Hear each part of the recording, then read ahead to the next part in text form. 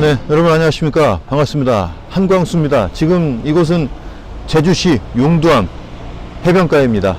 네, 제가 30년 전에 이곳 용두암에 온 이후로 지금 다시 여기 벌써 한 5번은 온 것 같습니다. 용두암 많이 변했습니다. 지금은 우리나라 사람보다 해외 관광객이 많이 올 정도로 이곳 용두암은 제주시에 오면은 최소한 여기 정도는 그래도 보고 가야 되지 않나 라고 할 정도로 아주 유명한 그런 대표적인 관광지라 할 수 있습니다. 자, 오늘 저는 제주에서 8시간 동안 저작권 교육 프로그램이 하나 있었는데요. 바로 저작권 침해로 고소를 당한 사람들이 8시간 동안 교육을 받는 조건으로 기소유예가 되는 교육조건부 기소유예 교육 프로그램에 강의를 하기 위해서 왔습니다. 제주는 전국적으로 아무래도 인구가 적다 보니까 1년에 한 번 정도 교육을 하는데요. 약 한 10분 정도 이 교육에 참석을 했습니다. 그런데 오늘 그동안에 제가 다른 데서 봤던 분들하고 거의 비슷하게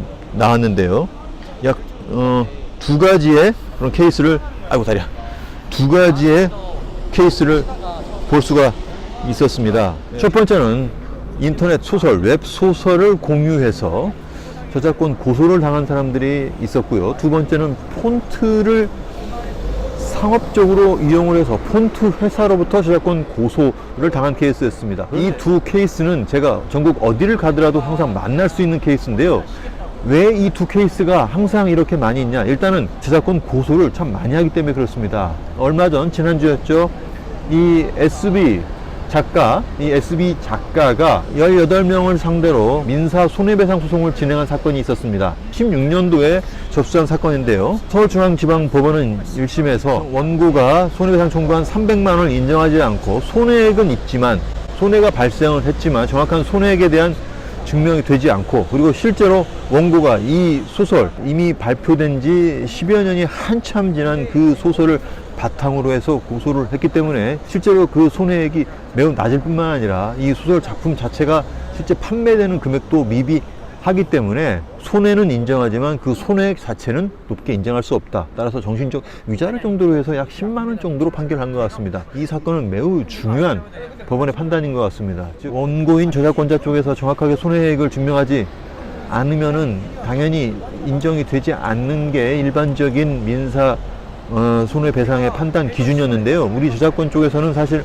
그동안 형사적인 그 문제로 인해서 수많은 사람들이 원고 저작권자의 무리한 합의를 들어주는 케이스가 참 많았습니다. 그런데 이것을 무리한 요구에 합의하지 않고 그대로 고소를 당하거나, 혹은 고소를 당하더라도 추후에 합의하지 않은 이 피고소인들이 오늘 교육을 참여했는데요.